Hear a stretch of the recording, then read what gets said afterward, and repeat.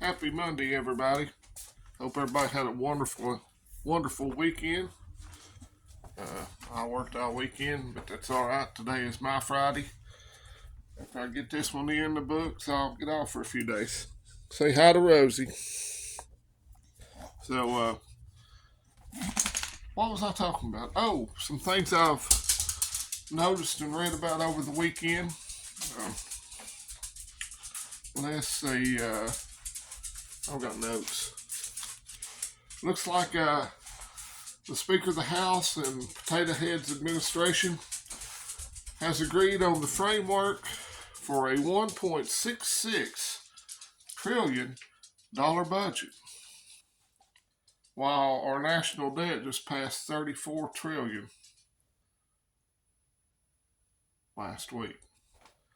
Now, I like Mike Johnson. I think he's a good man, but I think he's caving just a little much to the Potato Head side of the country. Just my opinion.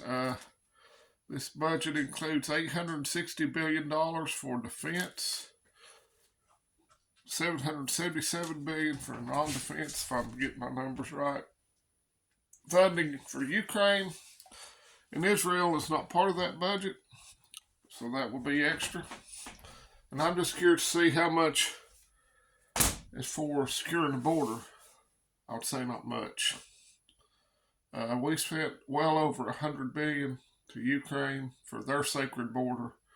Ours is wide open with military-age men from the Middle East, Africa, and China, not to mention the cartels, the drugs coming across on a daily basis. But the country's going downhill fast, folks. I saw where J.P. Morgan, one of their senior analysts, said that our next president, and I'm gonna stop calling him Potato Head. How about do y'all like Pedo Hitler, Dementia Hitler? Do y'all like either one of those? Dementia Hitler, if you've seen him speak here lately. Senior analyst said that Dementia Hitler will drop out of the race between Super Tuesday and August. So then the Democrats, DNC has it where they can pick whatever candidate they want. It ain't the second place finisher because they're not going to let anybody else on the ballots in a lot of these states but Dementia Hitler. If you're a senior citizen and belong to ARP, they have encouraged their 38 million members to get their 8th dose of the Fauci ouchie.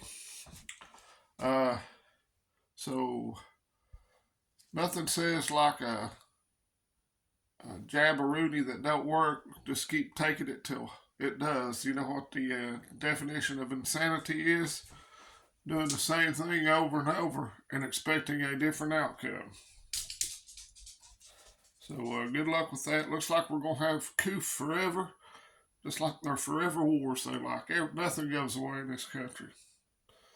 I'd like to also mention about the Secretary of Defense being missing in action for a while. If you're an enlisted man or something like that, that's a AWOL. He should be fired for dereliction of duty. Not sure what all's going on there. It's just a weird situation. But the president didn't even know where his second defense was, so crazy. I saw on Meet the Press or Face the Nation or one of those irrelevant shows yesterday that Liz Cheney says Trump should be disqualified for office. And I'm kind of thinking Liz Cheney, it would be good for the country if she were disqualified from oxygen. I want all the footage on J6 released. And I'm not sure if you know this yet. I watch a lot of Tucker Carlson on X or Twitter, however you want to call it. A lot of his stuff has now found its way to YouTube. He has a YouTube channel. And there is a great interview he has with Louisiana Representative Clay Higgins, who says that there were up to 200 FBI assets in the crowd that day riling them up. Oh, and some of them already inside, waiting on the other people to be let in. Funny how that works. set up, entrapment. Pro-Hamas protesters, they shut down a big highway in Toronto, and the cops come out and took them coffee.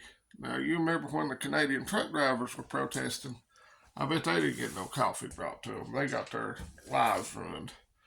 Bank accounts frozen. Some of them had their trucks impounded, seized.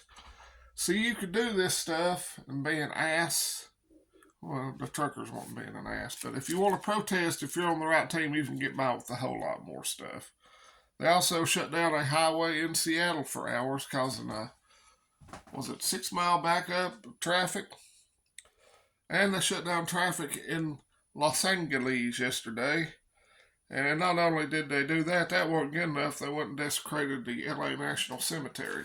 So, I'm telling you, 2024 is going to be wild. It's going to get wilder as weather warms up. I guess instead of Antifa, maybe they're going to combine Antifa with these pro-Hamas demonstrators. So, that'll be the brown shirts of flavor this year.